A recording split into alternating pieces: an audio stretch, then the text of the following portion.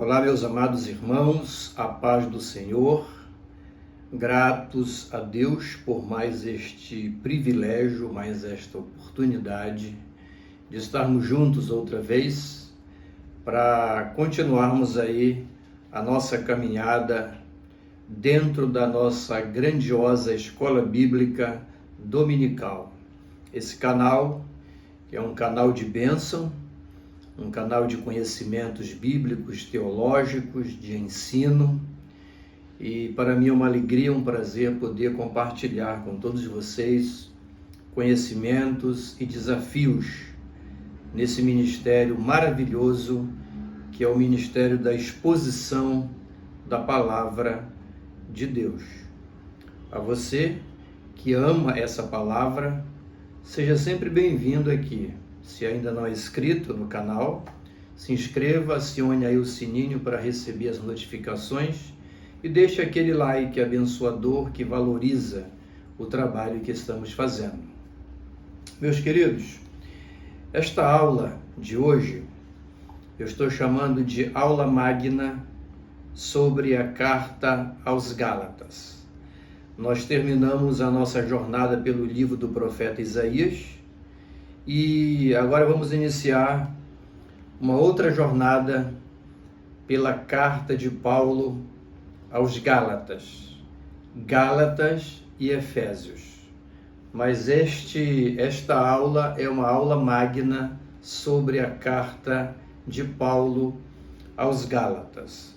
Saímos do Antigo Testamento, do livro de Isaías, onde estudamos várias temáticas que nos trouxeram muitos conhecimentos a respeito da soteriologia, a doutrina da salvação, nas páginas do Antigo Testamento, livro de Isaías. Agora nós adentramos no Novo Testamento, pela carta de Paulo aos Gálatas, aonde nós vamos novamente estudar a soteriologia, a doutrina da salvação, entre outras temáticas que são aqui colocadas pelo grande apóstolo dos gentios. Essa aula é uma espécie de introdução e ferramentas para que a gente possa entender esse grandioso escrito do apóstolo Paulo.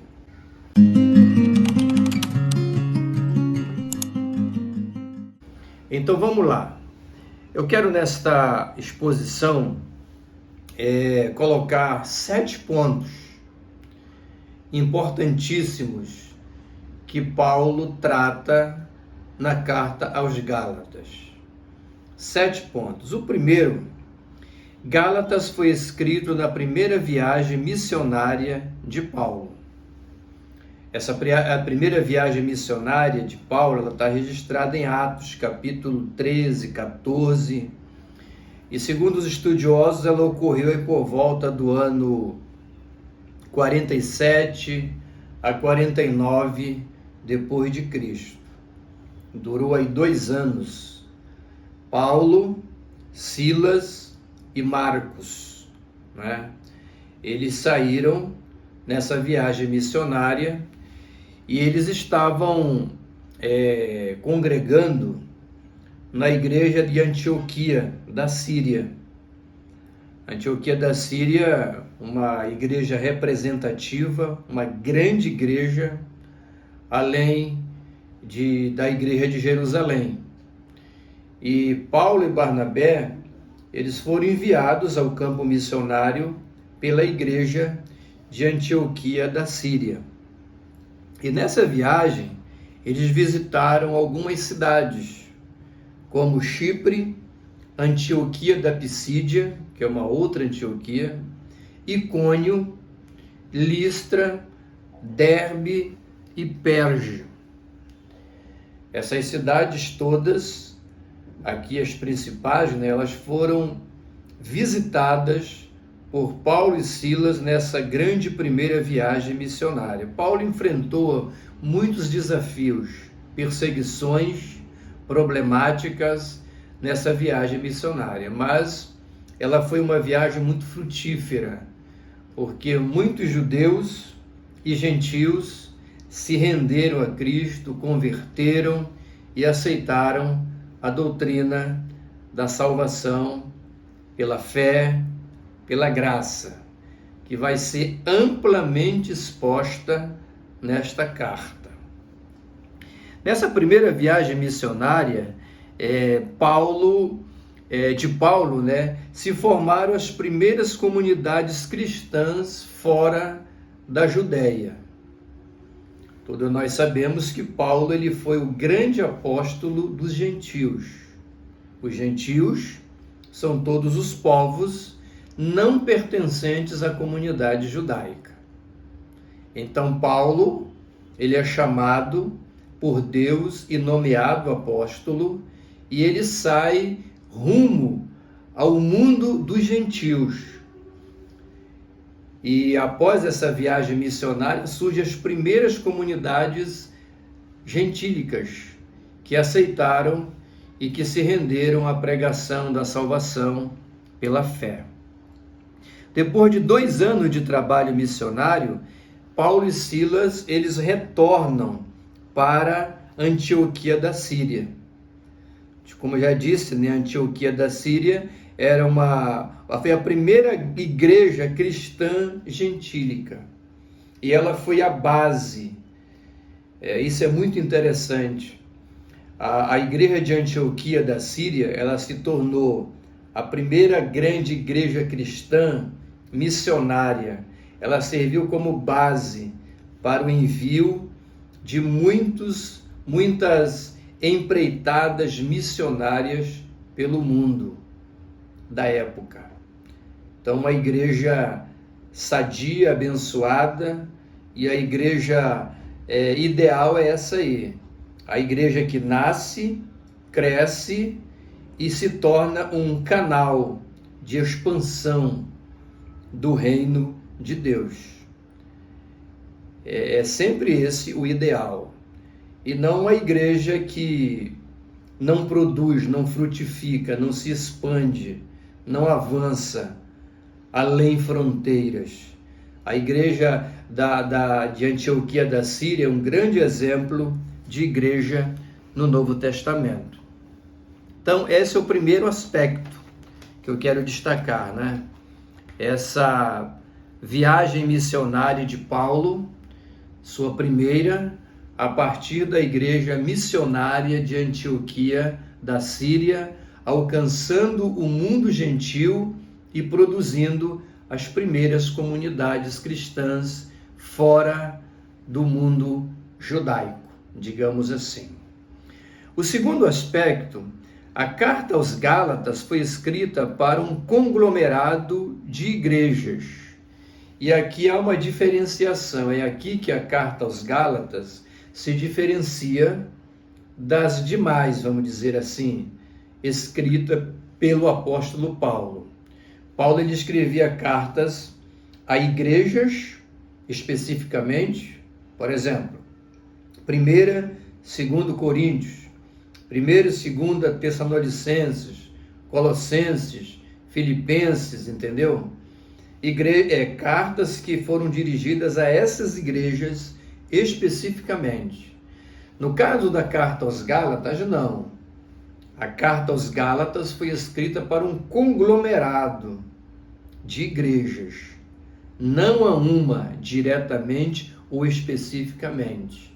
Essa carta ela era lida em todas essas igrejas, essas comunidades que surgiram dessa primeira viagem missionária de Paulo, certo?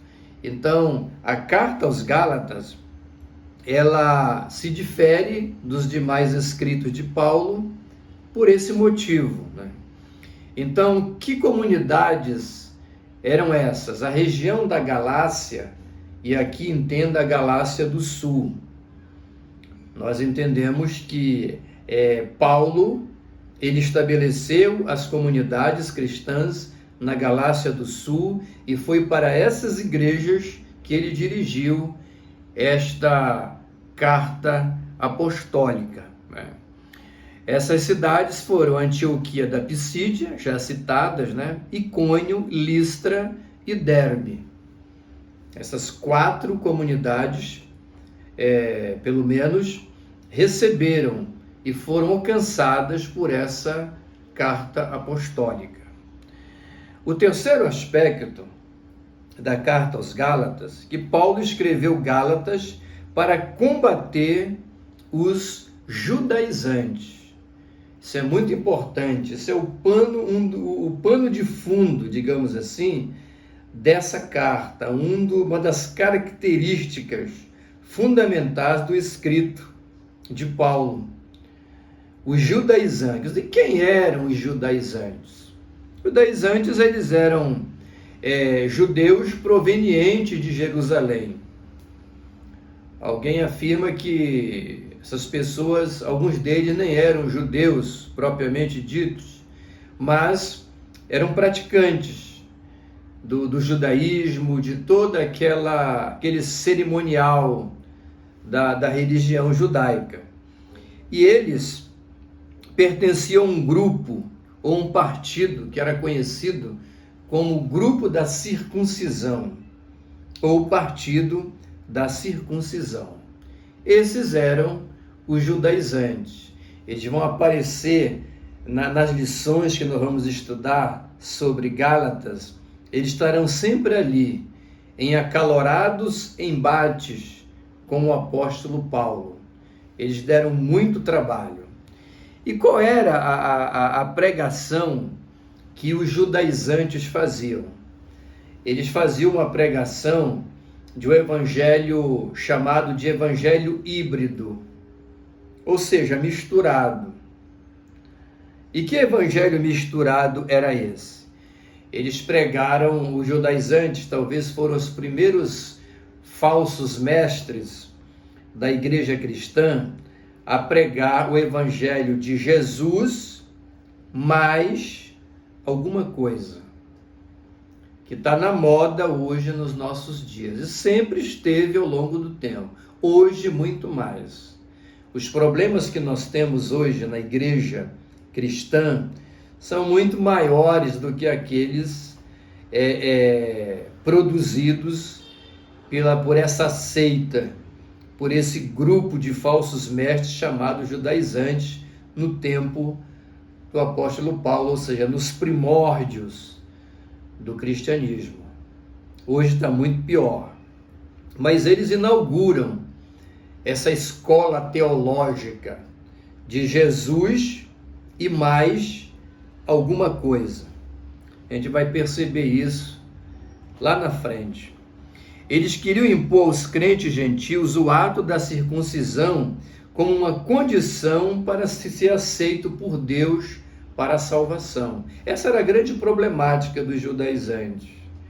Eles não acreditavam que o homem pecador pudesse ser aceito por Deus e por ele recebido e por ele perdoado e que ele pudesse adentrar na família de Deus sem a observância dos rituais do judaísmo. Não poderia ser apenas pela fé, pela graça, que era o evangelho que Paulo pregava. Eles achavam isso muito simplório e insuficiente. Então eles diziam mais ou menos assim: olha, vocês se converteram a Cristo e vocês aceitaram a pregação da salvação pela graça, pela fé, tudo bem, mas isso é insuficiente. Além disso, vocês precisam seguir todo o ritual do judaísmo. O sábado, os dias sagrados, as festas, a comida e principalmente a circuncisão, que era aquele ato praticado, né, onde o menino ele passava por aquela cirurgia no prepúcio, não é? Uma alusão àquela aliança feita entre Deus e Abraão, a circuncisão, um pacto, não é? Entre Deus e a nação judaica. Então essa era a circuncisão. E esses religiosos, esses ensinadores, eles diziam que sem a circuncisão você não poderia ser salvo. Esse é o motivo dos embates de Paulo. Então era um evangelho híbrido, né? Misturado, né? A fé em Cristo e mais os rituais. Paulo falou duramente aos Gálatas e os avisou, né? De estarem assim, abandonando a simplicidade do evangelho para se submeter aos rituais do judaísmo. Essa pregação judaizante, ela era tão forte, ela era tão agressiva, que ela chegou a provocar o que nós conhecemos como o Concílio de Jerusalém. Foi o primeiro grande concílio da igreja cristã.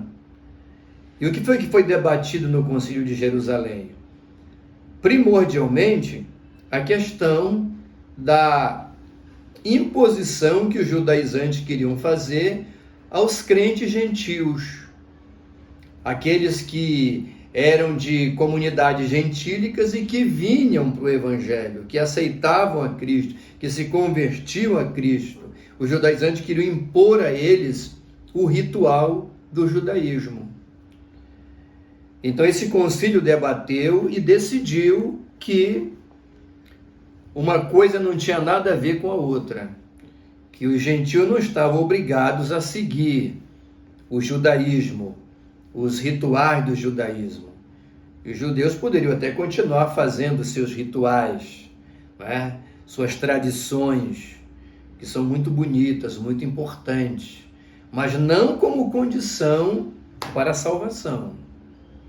Esse é o grande detalhe. O Concílio de Jerusalém, ele reafirmou que a salvação é somente pela graça, é somente pela fé, sem nenhum adendo, sem nenhum acessório, como condicionante.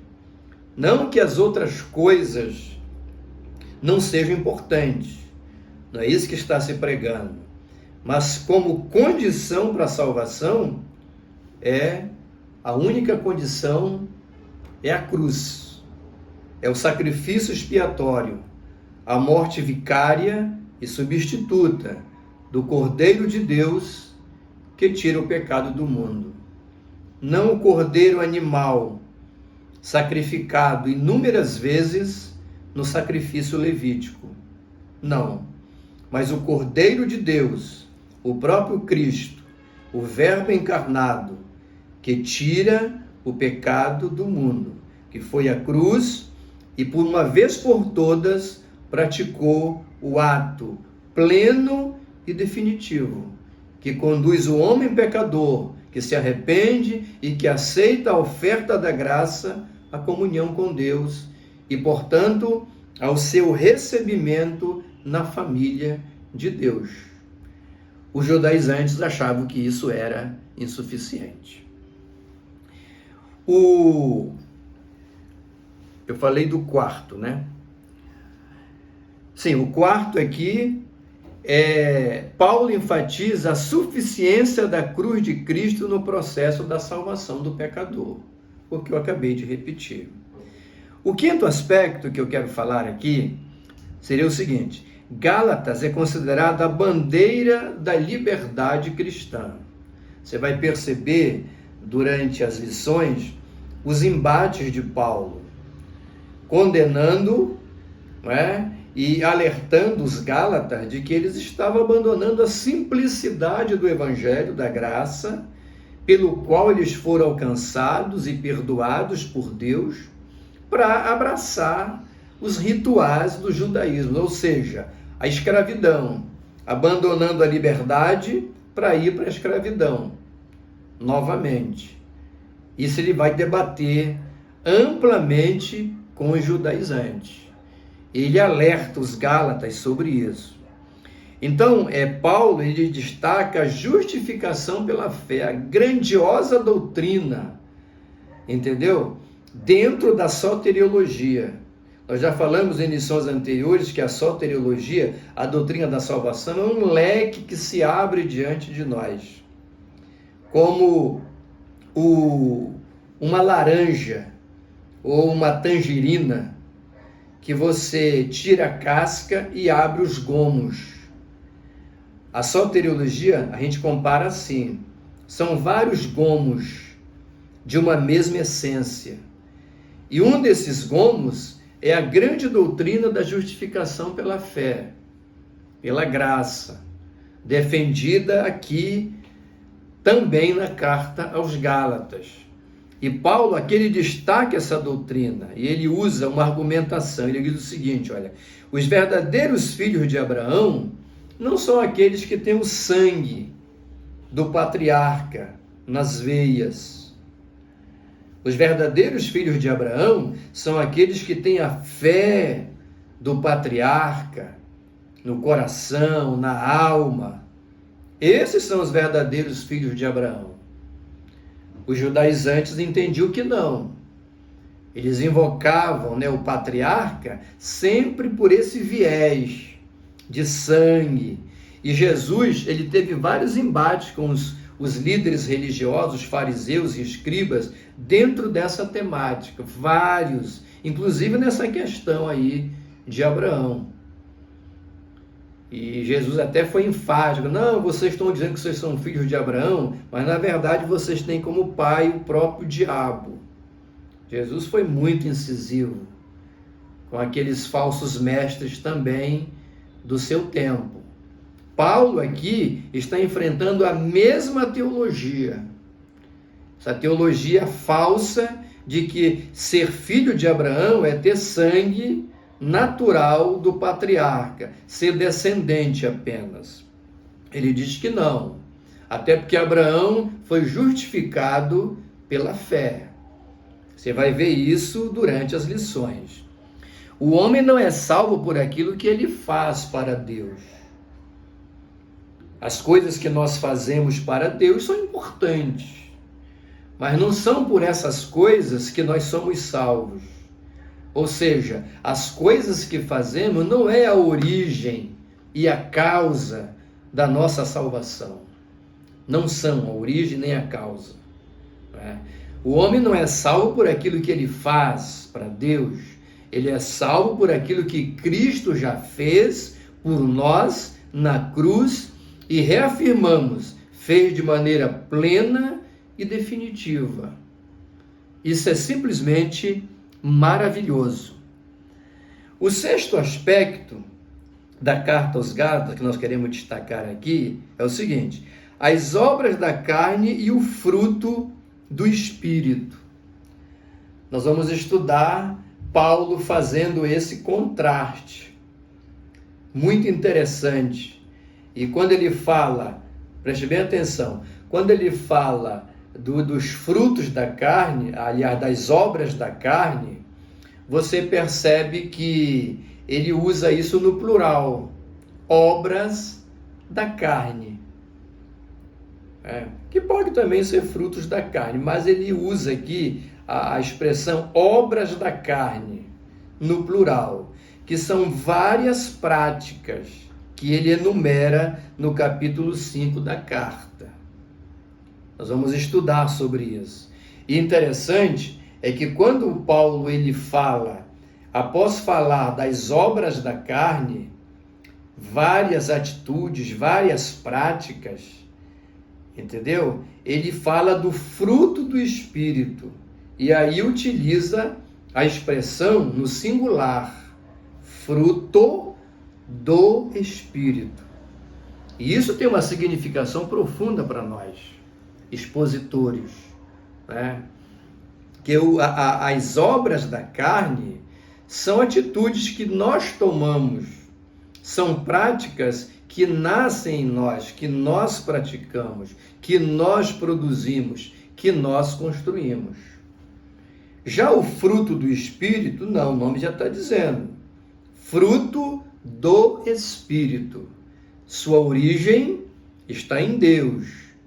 É o Espírito que produz em nós, evidentemente, várias atitudes, vários comportamentos, várias virtudes, mas que são da mesma essência, que estão no mesmo ângulo, que se complementam, que não se excluem. Você está entendendo? Então é por isso que o fruto do Espírito aparece no singular. E tem uma coisa interessante, o fruto, você, por exemplo, assim, as obras da carne, você pode praticar uma obra da carne e não outra. Por exemplo, você pode, a mentira, por exemplo, é uma obra da carne? Entendeu? A mentira é uma obra da carne. A inimizade é uma obra da carne? Mas uma pessoa pode ser mentirosa e pode ser alguém que não produz inimizade propriamente, não necessariamente. Então você pode fazer uma coisa e não fazer outra. No caso do fruto do Espírito, não. Eles se convergem. O fruto do Espírito, que são várias coisas, você não pode ter um fruto e não ter outro. Isso não é possível, a gente vai debater isso nas lições. Aí nós usamos também a questão da laranja, né, da tangerina, o gomo, o fruto do Espírito, que são vários, né, são como gomos da mesma fruta, da mesma tangerina, da mesma laranja. A mesma essência, está tudo misturado ali. Então, se eu tenho amor, eu tenho caridade. Se eu tenho amor e caridade, eu tenho longanimidade. Se eu tenho longanimidade, eu tenho domínio próprio. E por aí vai. Vai ser maravilhoso esse nosso passeio pela carta aos Gálatas. Existe uma frase de João Calvino, um grande reformador, que resume muito bem essa questão das obras da carne e do fruto do Espírito. Ele disse o seguinte, olha, tudo que você vê de bom em mim é Cristo, é de Deus. Tudo que você vê de ruim ou de mal em mim, sou eu mesmo. Ou seja, as obras da carne são produzidas pela nossa natureza humana, por essa condição humana, frágil e falível que nós possuímos.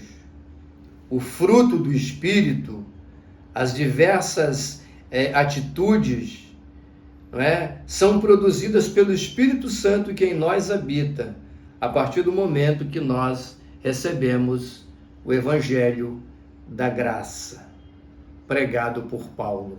Que maravilha! E o sétimo elemento, já terminando, da carta aos Gálatas, é que ele é o primeiro livro canônico do Novo Testamento. As cartas não estão na Bíblia por ordem cronológica, que foram escritas, não. Se acredita que a carta aos Gálatas foi o primeiro livro canônico do Novo Testamento a ser escrito. E essa carta, esse primeiro escrito, ele foi uma grande ferramenta nas mãos dos reformadores, ao lado da carta aos Romanos. Gálatas era a carta preferida de Martinho Lutero. E os reformadores se utilizaram muito da carta aos Gálatas para estabelecer os pilares da reforma protestante. Há muitos debates sobre isso, mas um dos aspectos da reforma protestante foi o sola fide, salvação pela graça, pela fé. Então, sola fide, somente a fé. Ela nasceu da observância dos reformadores sobre Gálatas e Romanos. Os dados dessas cartas apostólicas de Paulo deram esse suporte, esse fundamento aos reformadores. Então, tinha três argumentações. Existem três argumentações sobre a salvação que se repetem no mundo de hoje.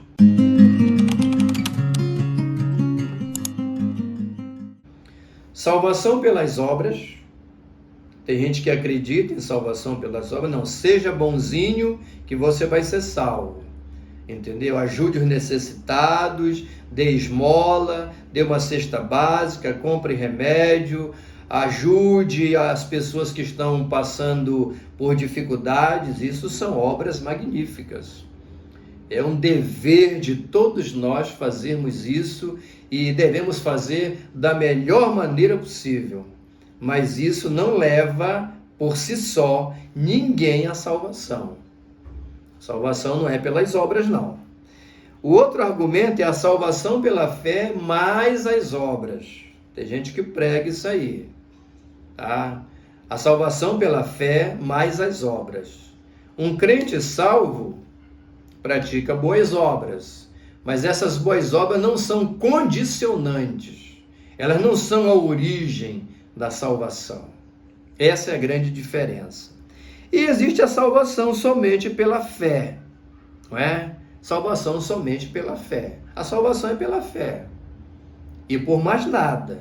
A fé, a graça são a causa da salvação.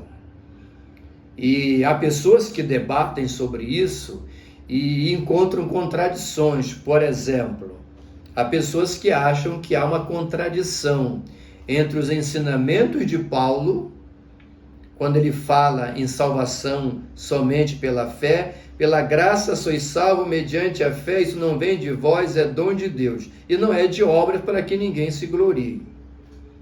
Paulo é que está dizendo isso. Isso é a teologia paulina, né? A soteriologia, a salvação nas lentes do apóstolo Paulo. Aí vem Tiago e fala sobre as obras. Fala que fé sem obra é morta. E outros aspectos. E as pessoas dizem, então há uma contradição entre Paulo e Tiago. Quando você estuda mesmo, você percebe que não há contradição. Porque são dois pontos de vista diferentes. Porque quando Paulo fala que a salvação é somente pela fé, ele está falando da causa da salvação, da origem da salvação, que não é outra senão a fé e a graça de Deus manifestada pelo sacrifício da cruz. Quando Tiago está falando de salvação, ele fala de obras, sim. Então ele está falando que as obras, ele está falando da salvação no que se refere ao seu resultado. Então, boas obras são resultado da salvação e não a sua causa. Então não há contradição. Paulo e Tiago não se contradizem e não se excluem. Eles se complementam, convergem, falando de uma mesma grande doutrina sob aspectos diferentes. Isso nós vamos estudar nas lições que vão vindo por aí, tá certo? Então, amados, essa é a questão de Gálatas. Eu te falei sobre 7 grandes aspectos que vão ser debatidos. Eu estou colocando nesta aula magna, chamando de magna, porque ela nos abre o horizonte diante daquilo que vem pela nossa frente aí, tá certo? Então, Gálatas é um convite para voltarmos às Escrituras. E olha, ela foi escrita há anos atrás, né? Muitos anos atrás. Nós já vamos para mais de 2.000 anos da cristandade. E a carta aos Gálatas, ela é mais atual, como dizia Billy Graham, né? Mais atual do que o jornal que vai circular amanhã. Por quê? Porque nunca na história da cristandade nós tivemos tanto sincretismo religioso, tantas falsas doutrinas e falsos ensinamentos, tanta manipulação e adulteração do Evangelho de Cristo, um pedaço de retalhos, invenções, novas revelações, novos apóstolos. O Brasil está cheio deles. E quando você se debruça diante das Escrituras, você percebe que tudo isso não passa de verdadeiro engodo, enganação e manipulação do verdadeiro Evangelho de Cristo. Em Gálatas, nós vamos estudar que Paulo, ele fala veementemente aos seus irmãos, filhos na fé, que ele ganhou e que ele se sacrificou e que ele investiu, sofreu tanta coisa por eles, e de repente eles começam a abandonar esse evangelho para se apegar nas amarras da escravidão do judaísmo. Você está entendendo? E Paulo é veemente com eles, falando, vocês estão abandonando, entendeu? E ele alerta, né? Ainda que um anjo desça do céu para anunciar um outro evangelho que não seja este aqui, né? É interessante, quando você vai estudar, você percebe que existem duas palavras gregas para outro. Heteros, entendeu? É outro de substância diferente. E halos é outro da mesma substância. Então você vai perceber isso claramente quando Paulo, entendeu? Fala de outro evangelho, ele usa a expressão grega heteros, que é um outro de uma substância diferente, uma manipulação, uma adulteração, uma mistura. É o que nós vemos hoje no nosso mundo. Nós precisamos retornar à Escritura, ao Evangelho, ao outro que é halos. Às vezes o irmão diz assim, pastor, eu quero mudar de igreja. É problema mudar de comunidade cristã? Igreja não se muda, mas você muda de comunidade cristã, né? Eu preciso mudar para tal lugar. Não há problema nenhum. A grande pergunta que tem que se fazer é se lá para onde você está indo, está se pregando o evangelho genuíno. Halos, da mesma substância. Ou se você vai abraçar um outro evangelho, heteros, né? Que é uma adulteração do original. Essa é a grande questão. Então, Gálatas vem para nós como esse presente. E nós vamos, a partir do próximo domingo aí, iniciar, não é? Essa grande jornada por uma epístola curta. Estudamos Isaías com 66 capítulos. A Gálatas é 10%, um pouquinho menos de 10% de Isaías. Ela tem 6 capítulos. E nós vamos estar aí, navegando por cada aspecto dessa grande carta do apóstolo dos gentios. Seja bem-vindo. Vamos juntos, de mãos dadas aí, aprenderemos muita coisa. Que Deus te abençoe. Não encerre o vídeo antes de deixar aí o seu like, que é a oferta que você deixa para abençoar o nosso trabalho. Permita-me orar com você. Pai querido, em nome do Senhor Jesus, obrigado por esse grande momento, esta aula simples, mas magna. Magna porque é grande, profunda e que nos abre caminhos para aquilo que vem pela frente. A grande jornada pela carta apostólica aos Gálatas. Recebe a nossa gratidão pelo privilégio de poder estar diante da tua palavra e compartilhar com outros, enriquecendo a vida de outras pessoas. Abençoa todos nós, líderes, pastores, expositores, mestres na tua palavra. Em nome de Jesus, nós te agradecemos. Amém. Que Deus te abençoe. Aonde você estiver, receba um carinhoso abraço do seu irmão em Cristo, Ed S., da Assembleia de Deus da Estrada Nova, em Belém do Pará.